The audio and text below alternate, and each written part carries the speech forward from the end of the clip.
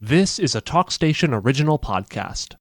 On this week's episode of the Paperboys podcast, JJ and I interview Croatan track and field coach Rico Quispe and seniors Matthew Quispe and Luke Nicolaisen. We talk about Croatan's run of state championships in indoor track and cross country, and the boys team's hopes of winning the county's first outdoor track state title in the spring. It all starts right now on the Paperboys podcast.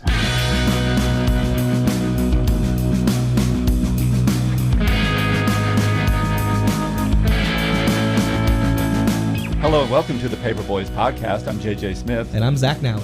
We're reporters with the Carter County News-Times. We're joined today in studio by Croatan indoor winter track coach Rico Quispe, Matthew Quispe, yes, they're related, and Luke Nicolaisen.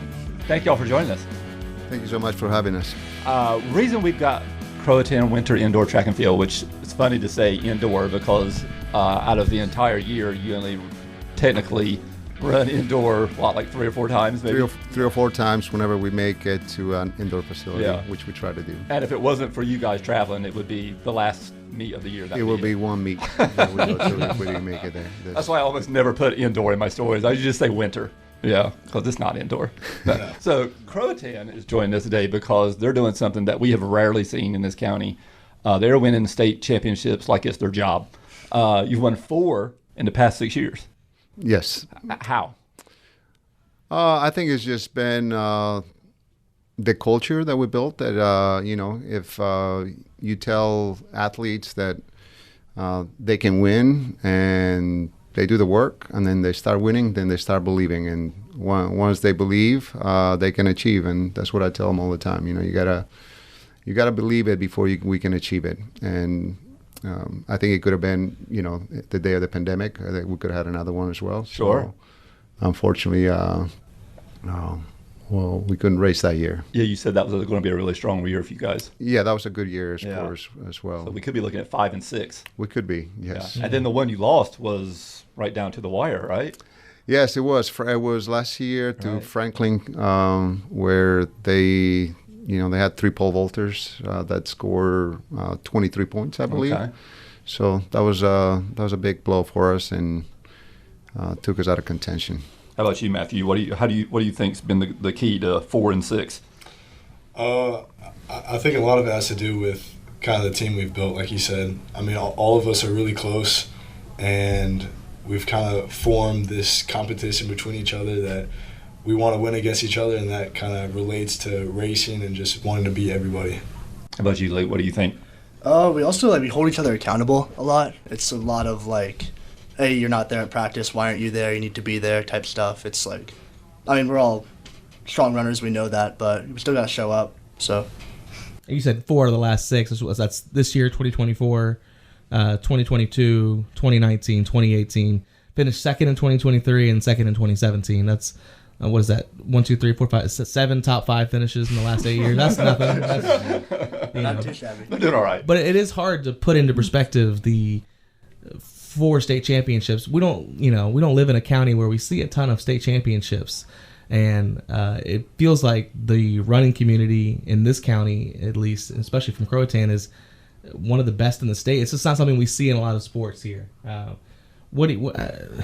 Is there something in the water? Why do Carter County kids run so well? Why y'all running so fast? Yeah, I think it's just what I believe is we outwork our competition. We provide practices 6 days a week. The ones that are really serious, they come the 6 days a week, and I think it makes a difference having that extra day where we might not be running, we might be working on handoffs, or we might be doing something else, but we are at practice, and our handoffs have been pretty good, and it becomes the more you do it, muscle memory.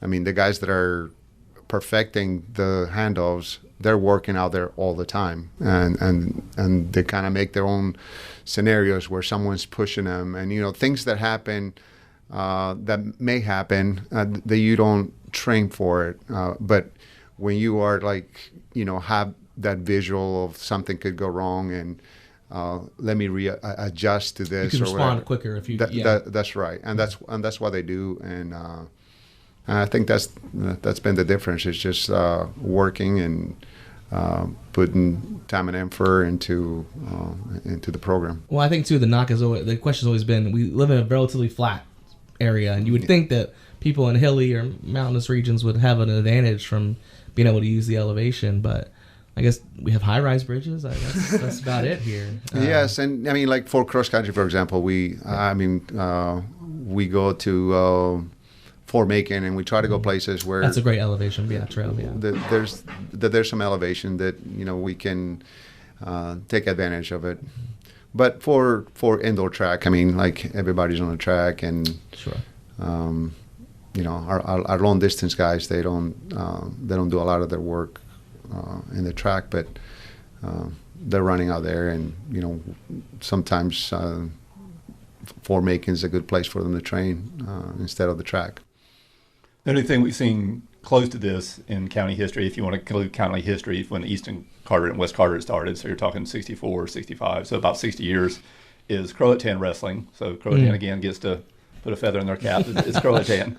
They won 1, 2, 3, 4. They won 5 in 4 years, but they get two competitions every school year. They do an individual tournament, and then they do the jewel season. So yeah, 5 and 4 was pretty good. So, but if y'all want to add the cross country in there, I think y'all got them. That's right. We'll go to 7. Well, that outdoor too. You're talking about the team wins in 2023 and 2022. Yeah. Okay. Yeah. So what is that? That makes it 6 and 5, 6 and 4. No, 6 and 6. Yeah. We had our girls who won as well. Yeah, the girls won, and the girls won in the indoor too. It's hard to keep track of over there at Croatan. Too much. State top. It's funny that they've got that new banner up, and I'm like, I don't know why you had that done, because you're just going to have to tear that down and put another one up like in 3 months. What are you doing? Yeah, we hope that to be able to add something at the end of May. Luke, have you ever run on the cross country team? No, I don't do cross country. Fair enough. I try to specialize in like shorter distances. I guess like last season in sophomore year, I was kind of that mid distance, like 400, 800 runner. And then over the summer, I took like 3 to 4 months and just tried to specialize in that like shorter distances. And I mean, it paid off really well. 3.1 doesn't sound like a good time to you? 3.1. Oh, miles. No. Anything over an 800, no. 1,000 meters doesn't sound fun to you, much less 3.1 miles. No, 800's already pushing. Yeah, I watched Matthew and Noah run that 1,000 and Drew, and I'm just like, that looks miserable. Like running anything over like 2 or 3 laps on that indoor track. No. Matthew, have you tried to recruit him over the years, or you just know there's no hope there? He was about a centimeter from doing cross country this summer. Okay. Yeah, I was very close. And then I talked to some college coaches, and they were like, you should probably just stick to sprinting. Yeah, that sounds like the better option. Matthew, Coach mentioned it earlier, and I felt like that started with the cross country, but if it was track and field too, you can correct me. That 6 days a week thing, when y'all started doing that with cross country, that was kind of where the light bulb kind of felt like it comes on, where this state championship run started. Oh yeah, I mean from the beginning, last cross country year, so that would have been 2022. I mean we were so mad that we were so close to beating North Lincoln, and I think that just kind of fueled us into that year, and everyone just wanted to work hard, and that's all we did. And these kids, this 6 days a week thing, I think cross country anyway, it wasn't afternoons. It was in the mornings. Yeah. What time were the kids showing up? Well, we want to try to beat the heat, so 7 o'clock, 7:30 was probably the latest, and 6 days a week. 6 days a week. Yeah. 6 days a week. Yeah. Teenagers coming out every morning. That's right. we do try to make it like we didn't practice in the same location every day, so we once a week we would always go to Fort Macon. A couple of times we go to Emerald Isle, and then a couple of times we stay at Croatan because we want to get, really good on our course as well. Yeah. And did that kind of bleed over to track, Luke? 6 days a week, showing up in the morning? Yeah, I mean, I think that's like a big reason why we're winning everything. Yeah. I mean, like we were there all over winter break. We were there when we were sick. We're there when we're healthy. We're there. We're just consistent. Yeah. I think consistency really helps because we're training 6 days a week. I mean, we're training like Christmas Eve. We're training the day after Christmas. We're training like before holidays, after holidays, like every single day except for like a few specific days. So I think that consistency really helps. Y'all are militant. Very. Or military. Coming from coach, I can see why. So this year was unique. Didn't look like maybe there for a few days, the week leading up to the state championship, that maybe you were going to get a state championship this year. Team was decimated by the flu. Yes, definitely. We're still recovering. Yeah, I'm still not 100%. Yes, but like I told them when they came to practice, and everybody's like coughing, and they just you can see them. They're not feeling well, and it would almost be counterproductive for them to do a workout. So I said, just go home, rest, and that's what we need this week, because I need you healthy on Saturday, and you need to get better between now and Saturday. This was on Monday. And yeah, I think that puts a lot of doubt too into them sometimes. Like, well, if I don't practice, I'm not gonna do that well on Saturday. But like I told them, the work has been done throughout the season, and you may not get a PR on Saturday, but you're still going to compete and you're going to do well. And that was I feel very confident with that. At Carteret Heating and Cooling, we understand how your life is disrupted when the power goes out. Heat, air conditioning, refrigeration, phones, all gone. Be prepared for the next outage with a Generac home standby generator from Carteret Heating and Cooling. After sensing a power outage, your Generac generator automatically restores your power, whether you're at home or away. Contact us today at carteretheatingandcooling.com to learn how you can power your life with a Generac home standby generator. Yeah, Matthew, coach said there was some pushback about going home on that Monday. Yeah, I was kind of disappointed because, everyone's going there expecting to run no matter how they feel. And I think that's a big part, too, where it doesn't matter if we're tired. It doesn't matter if we're feeling a little down. We're going to come out and we're going to run no matter what. And hearing that, I kind of regretted saying I felt a little bad because I raised my hand saying that I didn't feel 100%. And I think that kind of related with everybody else because, a lot of with running, it's more mental than anything else.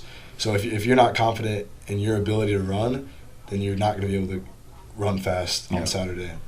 So I think that was a little more of a mental part on my side. But, I came back Tuesday, and I was fine running. And how many are on the team? So the team that we had, that we took to states, we had a total of 34. Okay. So I remember you said that Monday you only kept six, right? Yes. They sent like 20-something kids home? Yeah, I was like the only guy on Monday. And that was kind of scary for me because I'm like doing the reps and I'm the only person here. We have states in like 5 days. This is insane. Yeah. Well, you wrote a column about that. I think the idea that not necessarily if luck plays a role, but if that hits you 2 days before instead of 6 or 7 days before, then that's trouble, and you have to try to avoid something like that in this time of year, which is hard. It's funny, the winter sports really, you got a lot to deal with. The swim team got decimated as well. Yes. Yeah. You definitely had It's bad enough having to deal with injuries, right? Speaking of, segue, and not only did you deal with the flu, but about early on or halfway through the meet, Matthew pulls up in a relay race, right? Yeah, on the 4x2. Yeah, and had to hobble through the finish line. Yeah, but I was determined to not let anybody pass me. Yeah. I don't know if you have access to Mile Split, but on the videos, I was looking back and making sure no one was passing me. Because I knew, so I was coming around the last 100, and it was where the straight turned into the curve. Okay. And my brother was watching, and he said that my left leg kind of overextended, because during that time, I was speeding up and I was catching up to the Dudley in front. And I didn't slow down on the curve, and the curves are really tight. So my left leg kind of overextended, and turning on the curve, it kind of just popped. And I thought it was over. I didn't think I would be able to run. But I kind of stumbled a little bit and then just kept moving forward, and I realized I could finish the race and make sure no one could pass me. And y'all still finished fifth? Yeah. Yes, Yeah. we did finish. Was that your last event that day? Or? No, it was not. Wow. I was kind of mad because the 500 was supposed to be a give me. Yeah. But You were seeded number one, right? yeah. Oh man. And kind of just feeling that, I was like, oh my gosh, like this couldn't have happened at any worse of a time. And I was kind of moving around, and I was like, I can still run it. And I'm jogging over to the check-in, and I'm like, my hamstring feels like it's pulling off my leg every single step. And I go to the trainer to ask her to tape my hamstring. And she's like, I don't really think that's going to do anything. That's not really something we do with the hamstring. And I'm like, if it makes you feel better, I'll do it.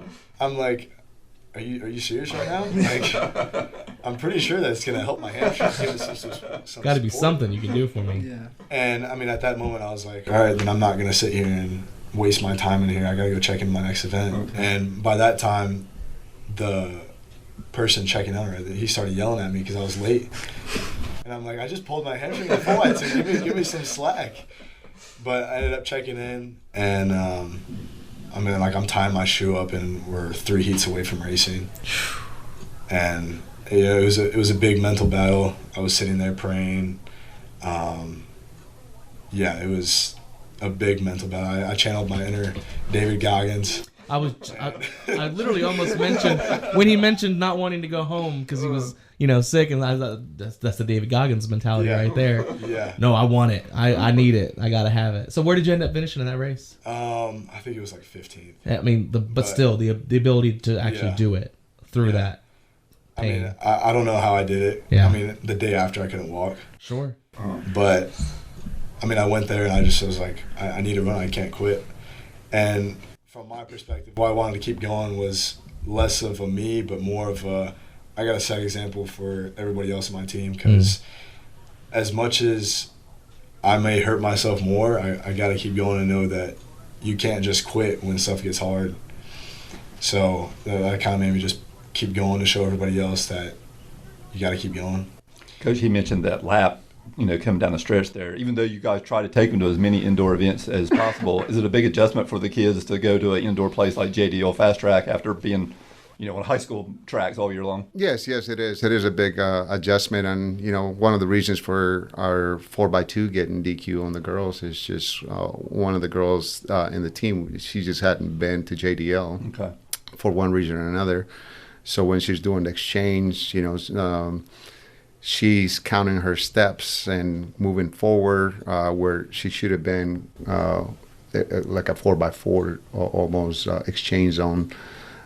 So she was way ahead, and unfortunately she, came out of zone because she had taken some steps. And so, those are the little things that we're not, unless you go to JDL, right? You're not going to know. Right. And it's a state meet anyway. You're already nervous and adrenaline's pumping just because of where you're at. Now you've got to have this thing in your mind of I got to adjust the way the track is. And JDL for me was like a constant fight for trying to, because I PR'd pretty early in the season, and then JDL it was like my times were over half a second slower. So the entire time it's like a fight to just knock down that JDL time, because it's your times are so much slower on JDL. Every single time, every event, it's always slower. So you're just trying to get used to that track, used to your event, and just knock that time down. It's the Fort Macon Elliott Coos Trail of cross country season for the track team, right? Because those times are really slow on the Elliott Coos, right? That's right. Yeah. Y'all don't even put those on mile split, do you? Well, Wes is the team that hosts the meet, so they normally don't put any of the times. They just let us know what the times were and call it a day. So I think you want to do that, sandbag the rest of the state, right? Look at their times; they're awful out there in Carter County. 19 minutes. It's a sleeper time. Yeah, they get the state meet, just walk them, And then so you got the flu going on, and then Matthew gets hurt. And even though the outcome in retro, you're looking back, you all won by almost 30 points. You dominated. Luke, you said when Matthew got hurt, the team got tight pretty quick. Yeah, Matthew and I are pretty big role models for the team, I feel like. Okay. And seeing Matthew get hurt was just kind of you could tell there was something off, because everyone's like, oh crap, because Matthew is a pretty big part of the team. I mean, he runs 4x8, 4x2, 500, and he was supposed to win the 500, and I think everyone realized, oh, he might not win that 500, he might not be able to run the 4x4, he might not be able to run these events. Lots of points. Yeah, for sure. And, I mean, States is always, you got to perform the best you can. You never know how other teams are going to perform. You can't be like, oh, Dudley's only going to get 30 points, and if we get 70, we'll be fine. Because, you never know, so... And then you and Drew Walgren kind of came to the rescue. Yeah, seeing Drew PR by 4 seconds and win like the entire race was like insane, and that really got my like blood pumping. I was like, okay, yeah, I can win, Yeah. and I ended up winning. So Yeah. it was a pretty good day. So Drew wins the 1,000 and Luke wins the 500. Your first individual 300. state 300. title, right? 300. I'm sorry. Your first individual state title, right? Yes, sir. Yeah. Had Drew won 1,000 before? No. No. Okay. Drew, funny story about Drew is Oh, that right. he wasn't even supposed to. He hadn't qualified for the 1,000 because we were thinking of him just 16 and 32. But I'm looking at the how the teams are doing, and they're kind of stacking up the 1,000 field. So we took Drew to Virginia Beach the weekend after conference. So we had conference on Wednesday, and then on Friday, I had signed him up to. They have in Virginia Beach last chance meet. So To qualify? to qualify Yeah. in certain events, and so it was 3:00, and he in the afternoon that Friday Just try it, just- he didn't even know he was gonna go. Bless. So he's I talked to his mom and say, hey, he doesn't have anything. I was like, it's okay, we can wait for him. He can just come to my house and we'll leave from my house. So he was kind of hesitant about it. But we ended up going to Virginia Beach that Friday night. He raced on Saturday and he got a PR there, which was a 2:36, and he felt confident about the 1,000. If not winning, at least scoring a couple of points, Sure. which was our strategy. Try to score as many points as we can from different areas, and it just worked out awesome for Drew. And we Well, now he knows very what he's happy for running him. in the spring, right? No. I know these kids, talking to them for different stories, a lot of them are eyeballing NC Mile Split year round. I wonder what these kids lined up on at the state meet and saw this guy from Croatan. It's like, where did this guy come from? That's right. Yeah. It was a surprise for all of them. I think it was a big surprise for the number one guy who was seated because he just couldn't believe it. I mean, and if you look at the picture, the finishing picture, the kid gave everything he had, Yeah, he's and diving, he's right? tumbling. Yeah, he's Yeah. he's tumbling at the finish line, and he didn't have anything else. And Drew was just Wow. happened to be in better form and just a little bit more. No wonder that pumped you up, Luke. Yeah. No, I don't, because Drew literally started running the 1,000 like 3 weeks before, and I'm like, oh, okay, whatever. He PR'd, good job. He can get us points at states. And then he ran 2:38, I think, in Virginia, and then 2:36 at a conference meet, and then he pulls out this crazy PR, and it was just like, I don't. And then it was his, and then you follow him? Yes, sir. Yeah, Okay. I- After those two wins, were y'all a little bit more? Yeah, the entire team kind of got pumped up. You could tell that there was like something in the air, that everyone's like, okay, like we're gonna win. We can PR. We can do this. We can still do okay. Yeah, it kind of deflated, and then it was like, okay, I think we'll be okay. And I know that's hard for you with someone who plays such a big role with the team, having to sit back but that's the great thing about being part of a unit like that is Exactly. that people step up and have great days. That's been a key this year, right, Matthew? I look at, as conference, regional, state, as you are getting big points up top, but also some of these events, there's like 4 Croatan kids Yeah. getting points. So depth has been a big thing this year, right? Yeah. Yeah. That's played a big part. Like at conference, we swept the 500. We were 1, 2, and 3 Croatan. Like We won like every event at conference, I think, Yeah. except for like 2 events. no one touched us. Wow. Sometimes a cancer diagnosis can come from out of the blue. But while it may catch you off guard, the team at the Carteret Healthcare Cancer Center is prepared to help you beat the disease. Our team of radiation oncologists and medical oncologists and our fellowship-trained breast care surgeon have access to groundbreaking knowledge and insights through our membership in the Mayo Clinic Care Network. So if cancer strikes, know that the Carteret Healthcare Cancer Center is ready to strike back.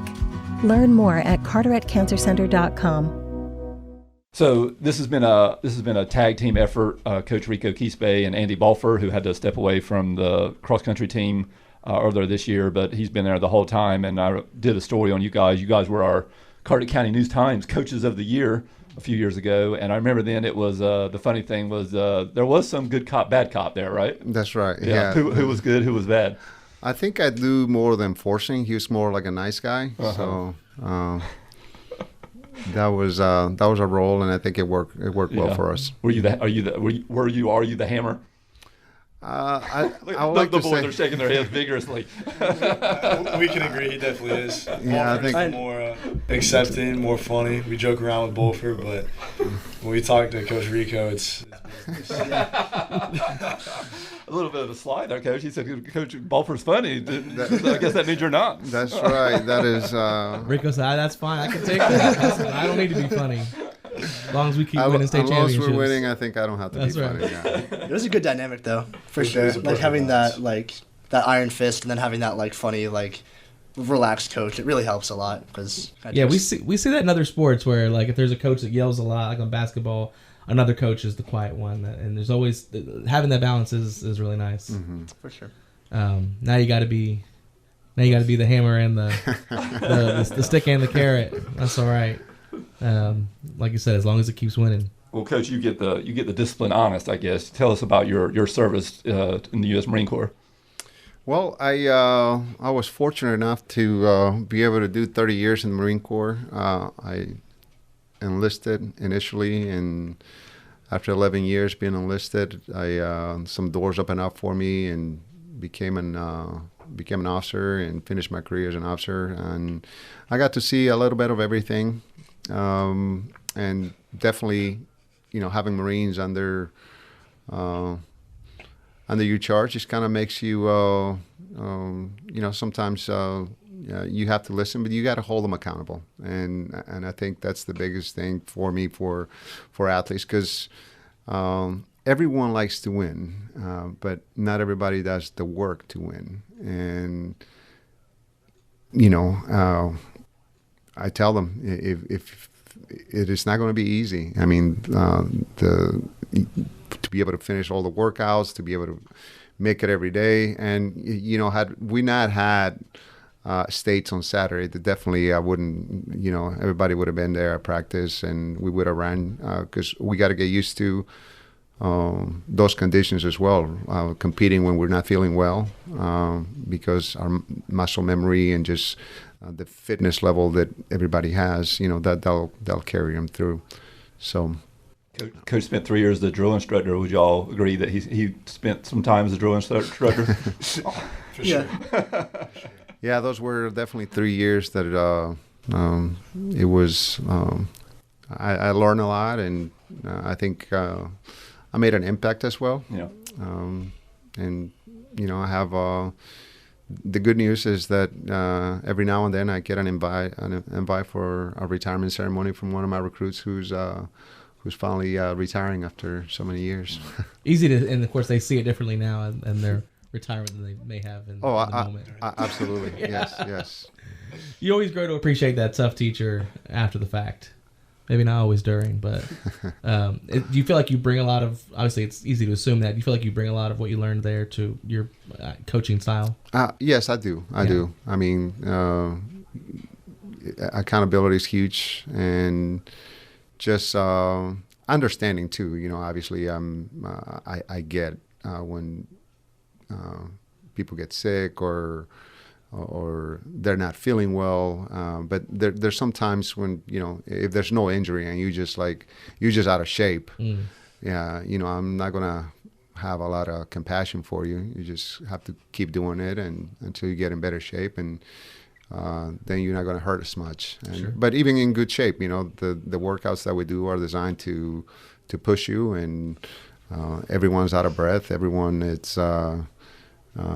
has a little bit of lacking a little bit of oxygen at the end of the runs, but that's part of the training, and that's what makes them faster, and that's what makes them better. Yeah, a lot about sports is about pushing your physical limitations, right? And I'm sure track, cross country plays a major role. That's right. Because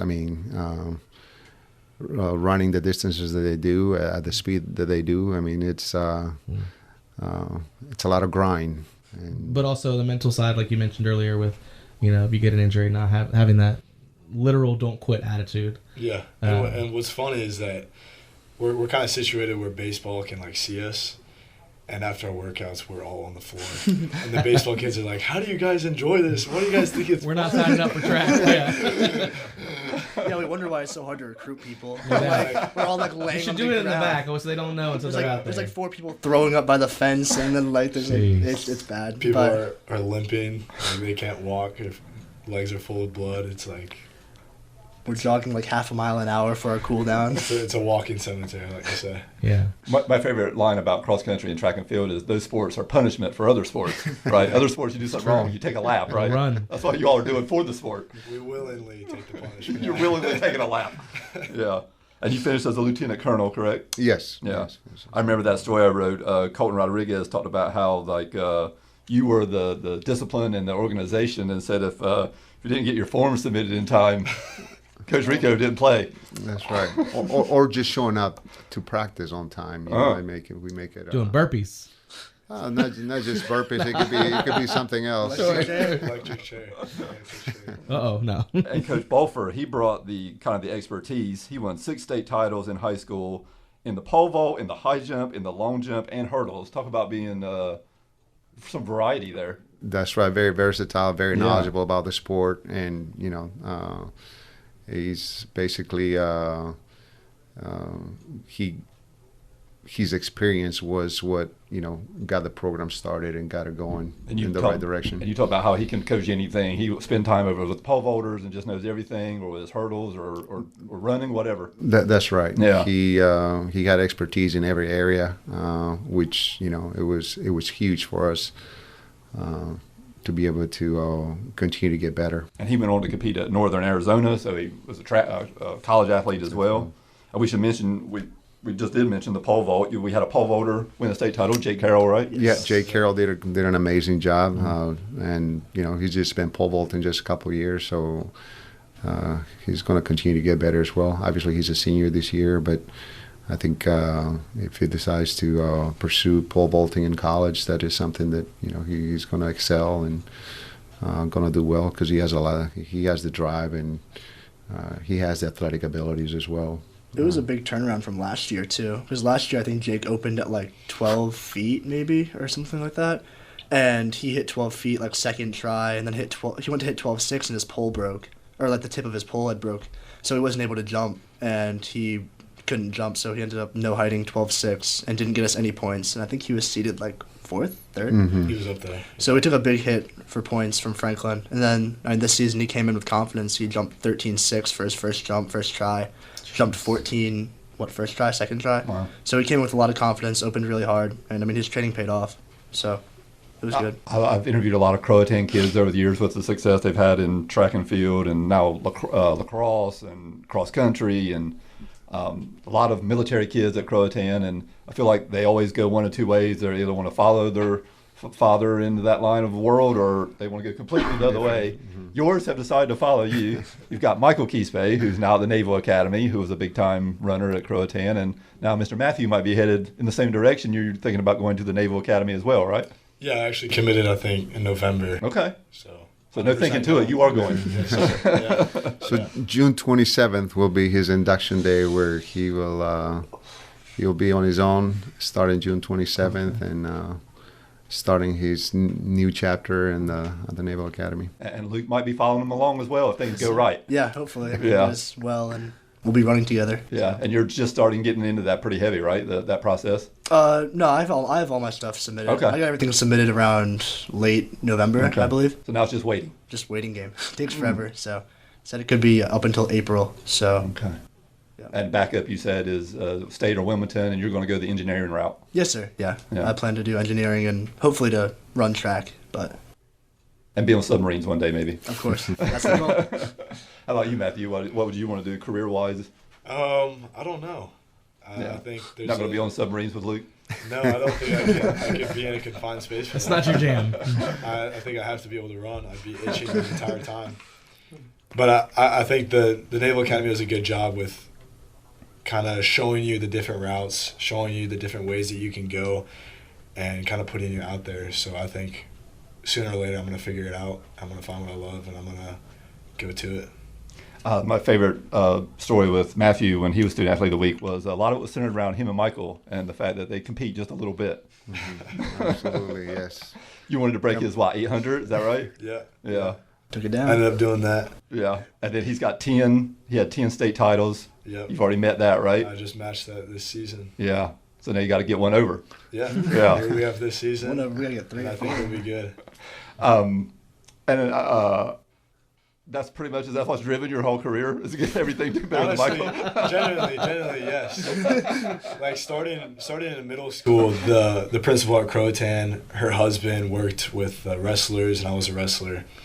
And she'd be there and she'd talk to me. She's like, "Are you gonna be as good as your brother?" I was like, "I don't know."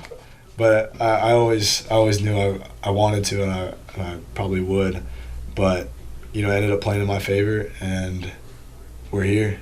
We do typically find that youngest siblings tend to have the most success out of a line of siblings. It pays off. And there's something I don't know what's going on at Croatan. I don't know if it's a military. I mean, I statistically, the level of siblings and especially brothers that are in athletics at that school, especially over the last 5, 6, 7 years, it's astronomical. I mean, there's brothers everywhere you look. Football team, wrestling team, track. It's just there's a lot of siblings that have come through and performed well. Matthew was telling me when he was Student Athlete Week that it didn't take him very long to get on the phone after he would beat Michael in one of his records or Mike. you didn't tarry there too long, did you? You went straight to the gym bag and grabbed the phone, right? Oh yeah, I just texted him the time. I didn't have to say anything. He knew. Siblings. Was there a lot? You had to break up a lot of fights growing up, or was it more competing sports? No, not at all. I mean, like they're obviously Matthew was a lot old. Michael was a lot older than Matthew, so I think Matthew early on kind of put a lot of pressure on himself to, hey, I want to do whatever Michael does. I want to do better. That's the path that he took, and it's served him well. Most of Michael's 10 state titles are relays. Most of Matthew's are relays. Most of Luke's are relays. Well, what's the deal with this relay situation at Croatan, Luke? What's the talent that Croatan kids have? Where's the coaching or a combination of the two? I think a big thing is honestly our handoffs. Like when we went to nationals, went to New Balance twice, every single time you watch those videos, it's like the announcer is going crazy over our handoffs. Like, we've never seen handoffs like that. Like, they're so efficient, they're so fast, they're so quick.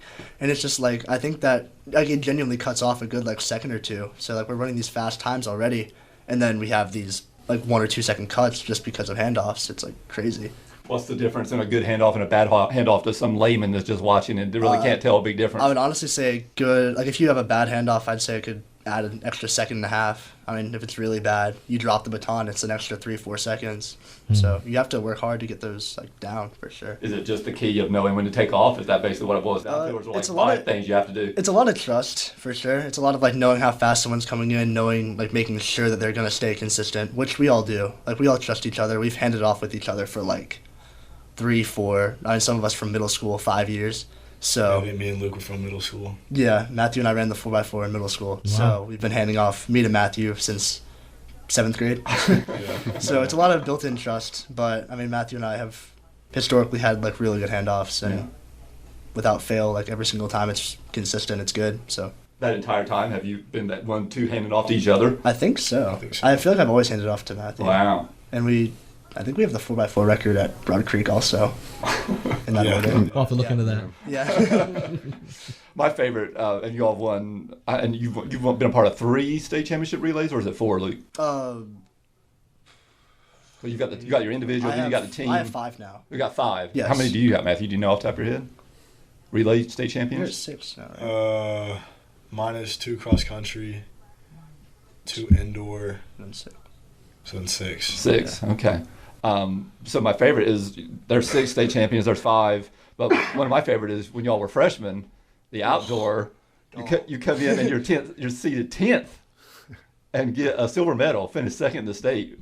Do you remember that? What was that like? And what was the reaction after y'all finished 2nd? When you come in 10th. I can tell you every aspect of that. You remember that well, Luke? It was just we were in first place because that was my first time. Okay. Is this a bad story? I thought it was good. I thought from 10 to 2 was great. This is an awful story. Oh no, my bad. You're bringing up tough memories here. I thought it was an underdog story. So freshman year, I never ran the 800. I was a 400 runner. And Coach Rico calls, or maybe it was Coach Bulfer, but one of them called me, and they're like, "Hey, can we come over?" and it was like a week before states. And I was like freaking out. I'm a freshman. To your house? Yes. I'm like a freshman, and I'm like, why? I'm like, yeah, I mean, go for it. This is like one of my first few seasons of track. Mom, there's some people coming. Yeah, and I'm like, Mom, Rico and Bulfer are coming over. And she's like, why are they coming? What? Like, she was like freaking out. She's opening the house ready. I'm like, no, you're fine. But they come over, and they're like, yeah, I think you'd be a big asset in the 4x8 and the 4x4 on the state team. And I was like, I mean, I just started track, so I was like, yeah, I mean, whatever, I'll go for it. And I ended up running well in the 4x8. I think I ran like 204, 205, which, I mean, wasn't bad for my first time. I was able to just chase down this first flight kid. And then I handed it off to Matthew. And I believe Matthew got us the lead ahead of first flight. I got us in the lead, like, last 50 meters. And the guy I handed off to, he's supposed to be reliable, and he was supposed to run, like, sub 2. But I think that day, what he ended up running? 206, 205, yeah, and he got completely gapped. So it was like from a first place, like getting rings as freshman to not even being close. So it just really sucked. It was a very bad first race. We were right there, and then after the race, he's like hanging out with his girlfriend. I'm like, dude. Yeah, and he's like smiling, he's all happy. I'm like, dude, like, you just ruined like. I don't know. I was very mad. I was very pissed off. But. Well, let me ask You were probably happy you finished the second after season 10, Well, right? yeah, I mean, like our strategy, like for that year was like, we didn't show our cards until we got to the state championship. okay. So we knew we were going to run a lot faster. You were sandbagging a little bit. But we didn't show it because we hadn't put, those 4 runners together. Like Luke was saying, we're watching the kids and we think, hey, he can probably run and, under 204, 205. And that's why we went to see Luke. Well, so I'm curious, from a coaching perspective, why not just ask him to practice the next day? You go to his house, the both of you, and I mean, it seems like a very it's very intimidating. Very professional, and it's very respectful of his time, and obviously you wanted to come and say like, this is serious, this means something. We want to ask you to be part of this. How do you? Is that something that you typically would do? For that specific in that specific case, yeah, we thought that was the appropriate thing to do because we could have easily tell him you run in the 4x8, sure, and he'll be like, oh, that's what okay, I'm running the 4x8, but we wanted to explain to him the reason why we wanted him to run 4x8 because we thought that the 4x8 was going to do really well, and the parents that are listening to it as well, it's like get buy-in from the parents, gets buy-in from him, so it's win-win for everybody. It was kind of funny though. My parents, like at the time, they knew nothing about track. They still don't know too much, but I mean they definitely keep up. But at the time, they were like freaking out because they're like, "You never ran 800 before. I'm like, I'll be fine. But yeah, it was just a crazy experience. But then you were going to pass out, just die on the track. Yeah, exactly. But it was a very nerve-wracking race. But then basically, more or less, the same thing happened in the 4x4. We had the lead coming up on the 4th leg, and same guy in the 4th leg, same senior. And the exact same thing happens. The guy catches him the last, 50 meters, last 100 meters, and just completely gaps him when, he was supposed to run, this really fast time. No one's allowed to go on the News Times and read those stories or see mile split. And, he hasn't lost a night of sleep over it. He's like, you guys are still living it. There's a picture of us, and if you look at us, our faces are all just we wanted to, kill someone. And his face is like, dude, look. Well, I am sorry I brought up a bad memory. I thought that was an underdog story. Went from 10 to 2. What a great story, but apparently not. No. My bad. Yeah, and I think this class, this senior class here, I mean, they're the first ones who, as seniors, they were competing at the state level. Where if you look at as freshmen, if you look at this year, we haven't had a freshman or a sophomore in the 4x8, 4x4. It's just because these guys are so much faster than everybody else. But but I think freshmen and sophomore, if they want to get better, I mean, they see them, they're practicing with them, so it's it's going to make them want to be on the 4x8 or the 4x4. You really have to be fast, and you have to be committed, and you have to work really hard. And that example is what they're setting for freshmen and sophomores. Yeah, and sometimes you get in a position personnel-wise where you have to put young people in a position, and I'm sure it's been fun for you guys over 4 years to kind of grow and still be competing at that same level all 4 years. And most people, you might get a chance where your program is in a position to compete that way for 1 or 2 years, but the entire time, that's got to be pretty incredible. Yeah. Definitely. And one of the things I always tell my boys, it's like, especially the younger kids, you're comparing yourselves to people that are really fast in the state. Like Sure. We're not just an average track team where if we were just an average track team, you would be running. Yeah. But because we are so deep and we all work so hard that they see that and they know the standard which they have to go to. Yeah. I mean, our team is like really, and we have like 5 D1 commits already, Yeah. and we still have other people looking to commit. So it's like, I mean, you won't find any other teams like around, like public schools around here that have like 4, 5, 6 D1 commits on just one team and from one class. So like these people are like these freshmen and sophomores like, oh, I'm never gonna get up to you. I'm like, you will, I promise. Just follow our lead. The system. We'll Yeah. get you there. Yeah. But yeah, they're comparing themselves to us, and it's just like, and for sure it'll help them in the long run. But right now it's not. We need to Too explain much that of we a- didn't just appear like this, right? Yeah, exactly. We were freshmen. We were chasing the seniors. That's we were right. chasing That's right. we were chasing juniors. So that's how you get faster. You chase. I always tell them too, is like the 4x4 Luke was talking about freshman year. I didn't make that 4x4. I was the Wow. 5th runner, and I was like, guys, I didn't run the 4x4 my freshman year. I ran one event, and that was it. And now I'm anchoring the 4x4. So that's just something to look forward to. Like, it is possible. It's not out of reach. Wait your turn, right? Yeah. Yeah. And you've got another on the girls' side. Maisie Stevens is really a freshman who's really. Yes, we have a couple of freshmen, 3 freshmen that are, have. Actually, we have 4 freshmen that have qualified for nationals, and Oh, wow. they're doing really well. Maisie Stevens, we have Jolie Rossi, who was part of the 4x8, who took second in states this year. We have Victoria Salas, who's, does a little bit of everything for us. She does the 4x2, 4x4. She qualified for the 400 at nationals. And Lila Bessemer, also, who's a freshman, who's been winning as a freshman the 55 and the 300, and I think that's gonna, probably gonna do really well outdoor in the 100, 200. Well, and you're maybe not 400. complaining about that Broad Creek feeder system there, are you? No, not at all. Not at all. And we've only got a few seconds left, but we didn't touch a whole lot on this. Is also Luke and Matthew are part of a national championship team. Y'all went up to Boston. You go up to Philly too. Yes. We did. Yeah. We didn't perform as well in Philly as we would have hoped, but I mean, we'll take it this season and we'll look at our races, see what we did wrong, and we'll grow from it for sure. Yeah, like Luke's talking about, D1 commits and stuff. You've got a pretty good program going when you're not just competing at Winston-Salem and Greensboro every year, but you're going up to Boston and Philly for national championships.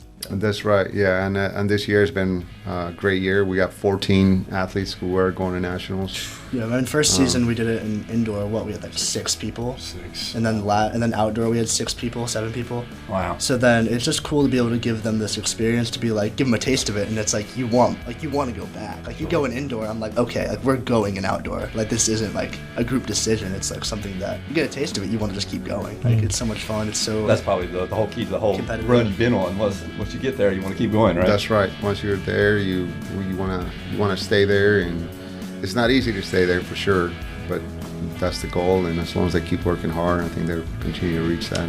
Congrats on y'all's success, and thank you for joining us today. Thank you so much, JJ. I appreciate it.